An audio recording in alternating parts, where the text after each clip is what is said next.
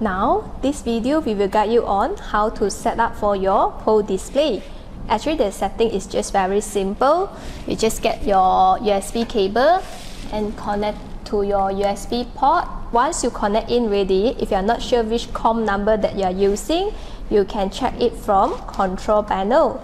So let's go to control panel, go to device and manager. So in the device and manager, as you can see, this is COM and my POS display will be COM3.